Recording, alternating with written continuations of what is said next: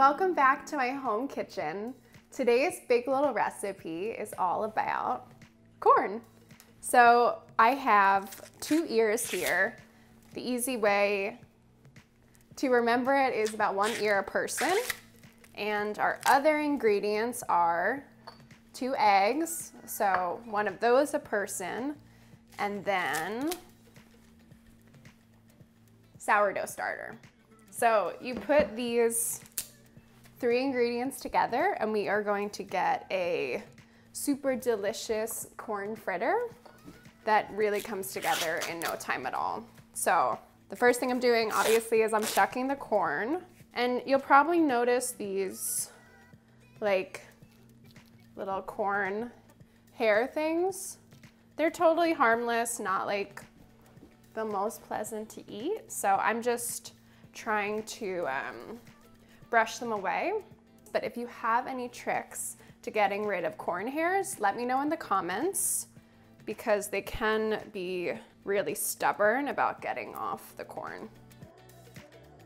Now that our husks are off the corn, I am just going to shear off the kernels with a very sharp knife. So this is another one of those tasks where everyone has their own trick. If you have one, let me know. I usually just do corn on the cutting board, take off one side so it can lay flat, and then just go at the other sides. Some corn kernels might get all around the kitchen, but that's okay. Actually, now that I'm saying that, I'm gonna flip my cutting board. So if they do fly, maybe they'll end up in our moat. Who knows? Let's find out. Okay, so I'm just gonna take off one side, and then it can lay flat, and that's gonna make cutting the other sides. See? Wait, did you see that? Oh, it's in the moat. Look. And now I'm just gonna cut the rest. Fell in the moat. Woo, fell in the moat. Do you think it would have? Here, right? No. All right, so like you have the 4 full sides, right? And then you have these like corners. Don't let those go to waste. I'm just gonna run my knife along the corner, and then you make sure that you're getting every last bit of corn. Perfect. So you have these naked cobs, right? You could throw it out. I would recommend making a corn stock with it, which is truly just as simple as the cobs, some water in a pot, let it simmer for a while, season with salt, and it is so good. You can use it anywhere you would use vegetable stock, and it's really delicious, and it's a nice way to not let those go to waste because they still have a ton of flavor, even if they've served their purpose in this particular recipe. So we have a big cast iron pan heating up, and in that time, we are gonna mix together our batter. So the first thing I'm gonna do is crack 2 eggs into a bowl. So I'm going to grab some salt, do a little pinch for each egg, and then I'm just gonna beat them together. Now that the eggs are all scrambled, we're gonna add our sourdough starter.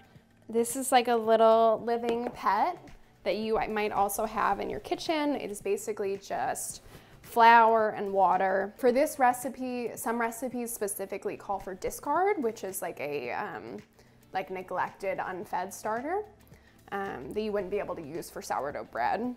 For this recipe, because we are using the sourdough as basically like our leavening agent, like baking powder or baking soda or yeast, the sourdough is kind of filling that role. You do want a starter that has been recently fed. So I fed this last night.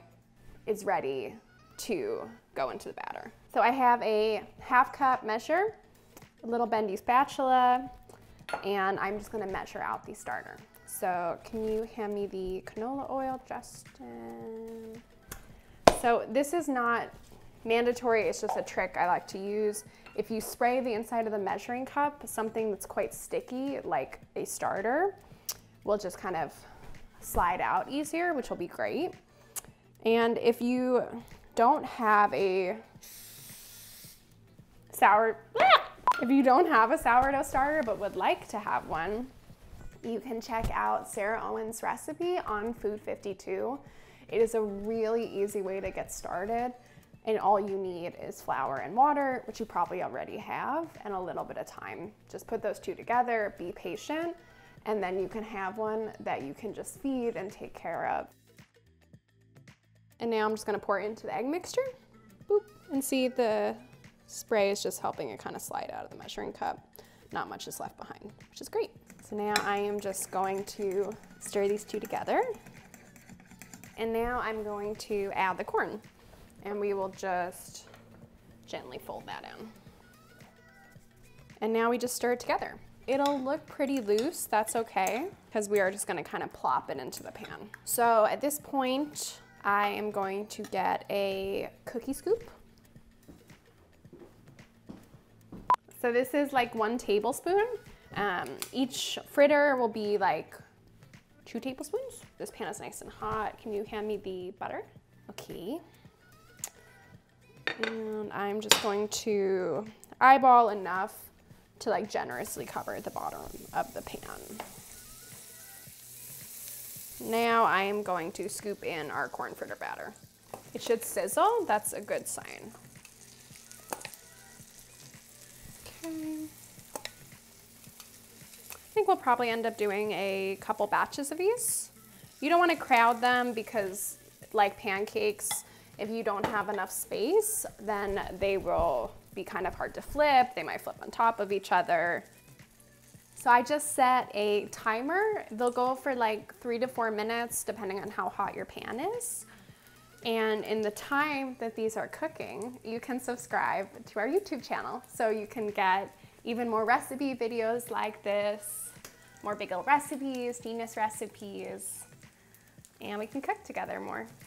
What I'm looking for as these are cooking is for the edges to start to set and puff up, and for little bubbles to start appearing. So that's telling me that the fritter is starting to cook through and the heat is distributing, right? So it's been about like 3-ish minutes. So you wanna see the bubbles? So there are tiny little bubbles on the corn fritters. They smell so good. So I'm just going to check their bottoms, and nice and golden brown. So I'm gonna do a flip.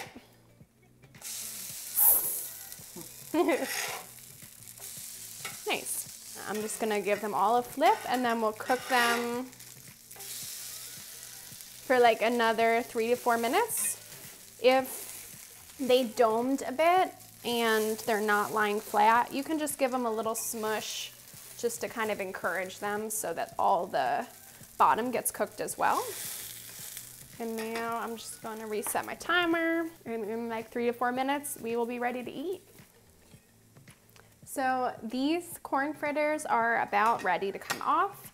I'm just going to give them another little sprinkle of salt. And I have a cooling rack here, so the corn fritters can hang out on the rack while we finish cooking the rest of the batter. So the reason I do this is so one side isn't steaming, and it kind of helps them cool down a little bit more evenly, just like a cookie or waffle or anything else. Also, because of the way corn is so juicy and it holds heat, you actually do want to let these cool like a tiny bit before you dig in. When they're like straight out of the skillet, they're actually like too hot to enjoy. They kind of need to like settle into themselves a bit, and then they're really so good. Okay, so I'm just giving these another quick flip just to check that side.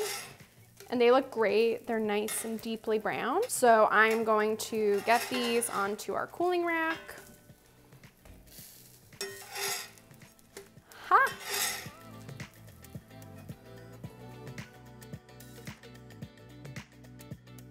These are our 3-ingredient corn fritters. You can serve them just plain with salt. You can add more butter if you want. You can put them next to a salad. You can eat them for breakfast with maple syrup. Really, whatever you think tastes good, these are happy to go along with it. You can find the full recipe on Food 52. Let me know in the comments what other recipe videos you want to see, and I'll talk to you next time.